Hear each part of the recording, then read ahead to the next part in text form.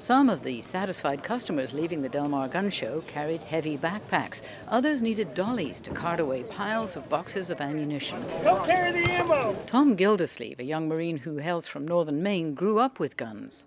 They want to take my guns and my ammo from me. What else am I supposed to do but stockpile it?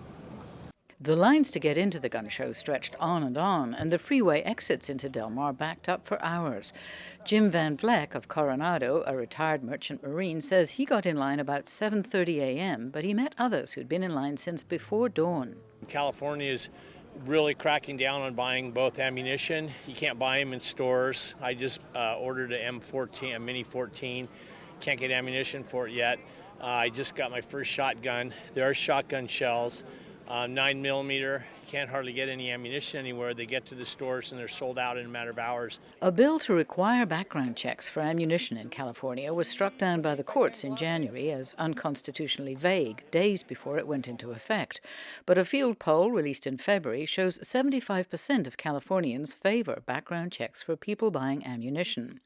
Standing a little to one side, John Rippo, a former gun dealer, stood watching the crowd. This is a much different kind of approach. I've never seen people in this number come to a show like this with dollies to cart away thousands of rounds of ammunition.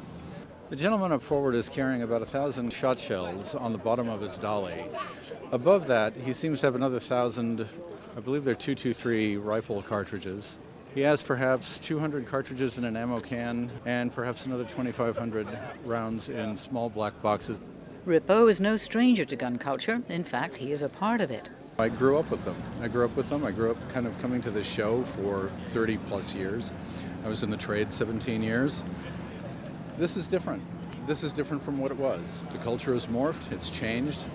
He blames the NRA for stirring up paranoia for its own political purposes. Mongering fear is a bad thing to do, and some of the people who are here today, I would argue, are victims of that fear. Near the entrance to the show, a man who would only give his name as Bill hands out lime green leaflets. They advertise build parties where people can put together their own AR-14s. And, do it themselves and, have the experience and choose the color and the forging and everything that they want. So it's like a do-it-yourself gun? Kind of. It's only 80% complete, which is what the government allows you to do. That's a short step away from skirting the law, Rippo says. If you make your own, you run the risk of severe federal penalties and state penalties if you do not register those pieces of machinery. For some, the Del Mar Gun Show is a family affair, and many stood in line with babies in strollers or held up toddlers to be admired.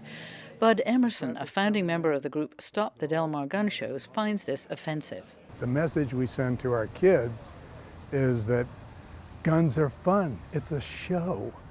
And, the statistics are very clear. The Center for Disease Control counted over 6,000 kids killed in 2010. That's 7 kids between 1 and 19 every single day. And the culture has got to change. Guns are not fun. They're lethal weapons. Emerson says the Del Mar Fairground is a family-focused venue. He wants the gun shows there stopped. The fair hosts 5 gun shows a year. Fair Board President Adam Day says it's not about the money, but it is about the rights. We generate roughly $300,000 a year from these 5 gun shows. Our annual budget is over $90 million.